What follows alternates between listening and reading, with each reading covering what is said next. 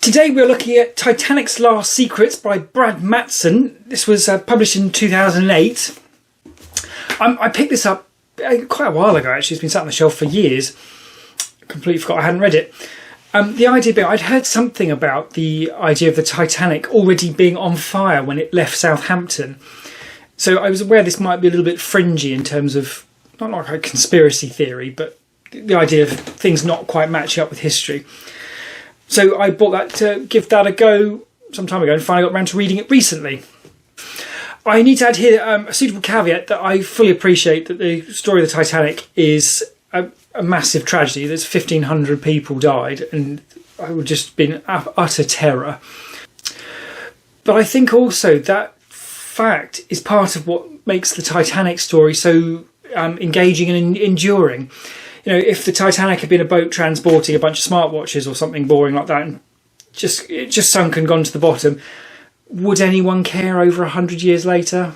I kind of doubt it. So the thing that makes it difficult to be flippant about because a lot of people died is the thing that makes it worth talking about at all. So it's a kind of a weird balance, those two, I think. It turns out, anyway, that the Titanic was on fire when it set sail, but apparently that wasn't a big deal. It was known about. They were managing it. They set sail knowing it was already happening. Apparently it wasn't that uncommon. It's just one of the coal scuttles. They'd pour water on the wall to stop it having any problem. And then this book covers, quite interestingly, the construction of the Titanic, sinking obviously, then the inquest afterwards, some latter discoveries from the wreck, and some surprising conclusions in terms of what was thought to have happened and what did happen. For a bit of context, the Titanic sank in April 1912, so 2 years before the First World War. As I said, 1,500 people died, around 700 people survived.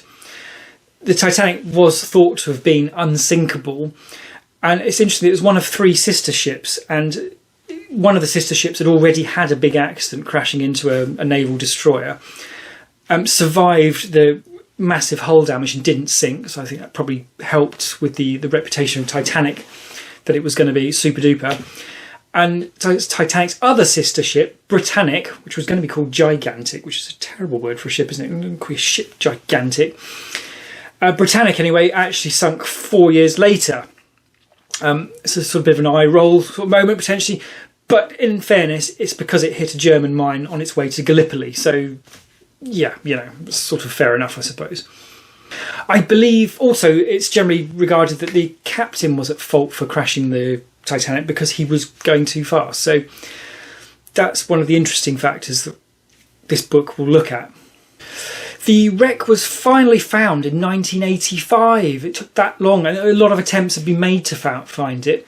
It sunk in 12,500 feet of water, which is, in English, roughly just under 2.5 miles of water. It's crazy. And a bizarre fact is that the fastest the Titanic ever travelled was vertically to the bottom, hitting about 35 miles an hour, they reckon, on the way down, whereas I think it was maybe about 30 miles an hour it could manage on the surface going forward.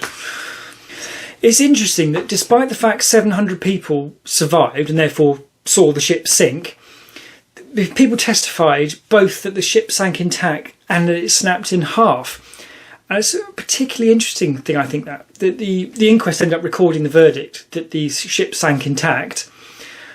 But of course, when the ship was found in 1985, they found that the back half was something like just under half a mile away from the front half, so proving conclusively that it did snap in half before it sank. That is, though, I think, a particularly interesting case study in eyewitness testimony, isn't it? And the idea that that's a real big, proper event. I mean, this thing was 800 feet long and it snapped in half, and a load of people, enough people for the inquest to record the verdict that it didn't snap, seemed to think that it just went down whole. And that's quite amazing. I think there's a lot we can learn there from eyewitness ideas, that people are going to contradict. And it's difficult to think of a better example of that, actually, than that, maybe. You know, that's pretty... you'd think that would have been very clear that happened, and yet it sounds like the majority of people reported that it didn't snap. The book, anyway, follows the investigation of two terrifyingly qualified scuba divers who've got this idea in their head of trying to figure out why did the Titanic sink so fast. The theory they start with is that when it hit the iceberg, which was a front-on glancing blow, that there was ice underneath as well that actually tore a hole in the bottom. So basically the Titanic, the idea being that it grounded on the iceberg as well as smashing into the side. Therefore the hole was much bigger than expected and therefore it sunk much quicker. Obvious problem, of course, that it's very difficult to see the bottom of the Titanic because it landed on it on the seabed and we won't be able to see it. They go looking on the wreck anyway, in a submarine obviously, because it's 2.5 miles down, and struggle to come up with anything for this theory. But then they also have this interesting idea to go and dive on the Britannic, which is in 400 feet of water, that's pretty extreme for scuba diving. But they go and do this anyway, and they go and have a look at the Britannic.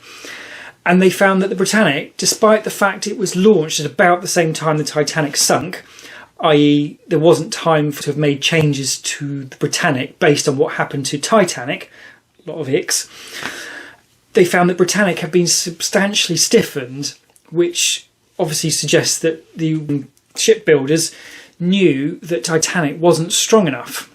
The point is made in the book that the Titanic did meet the regulatory requirements for shipbuilding at that time, but it sounds like Titanic was so much bigger than the boats that those regulations were designed for, and some corners were inevitably cut, the steel was thinned, and that's all to save money, obviously. That old chestnut.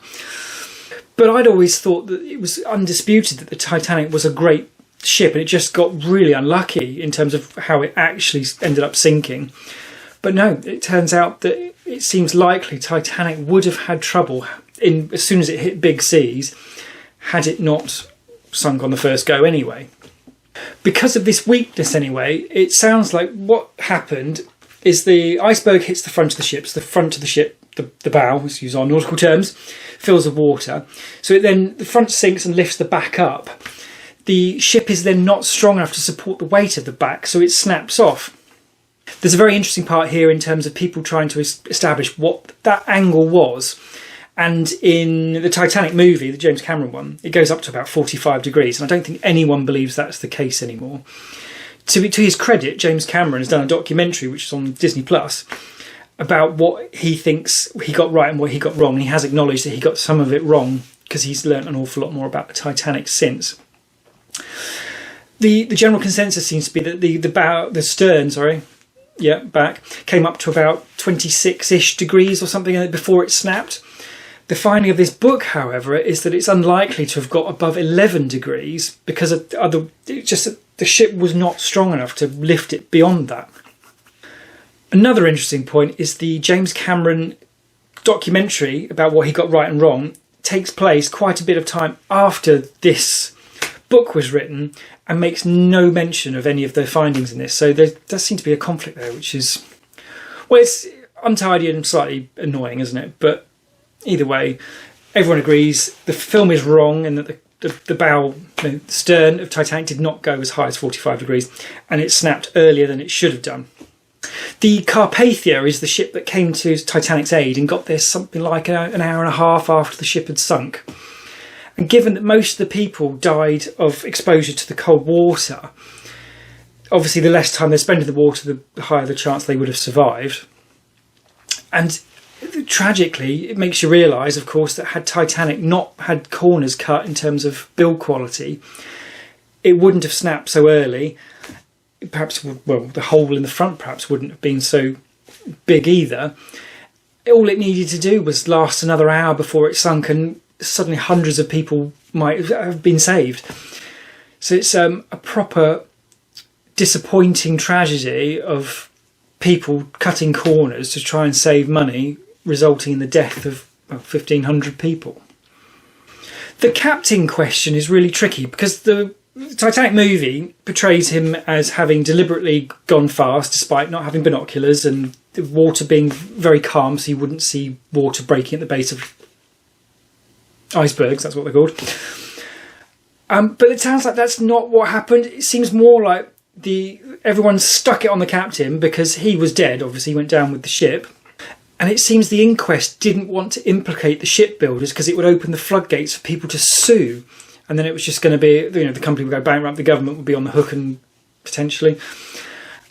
And, you know, it's just one human folly thing in terms of cutting the corners, followed by another one in terms of seemingly almost trying to cover up what happened to some extent, and blaming the captain, who doesn't sound like he did anything wrong. I think difficult to tell. That being said, it does sound like a colossal failure of management on the captain's behalf.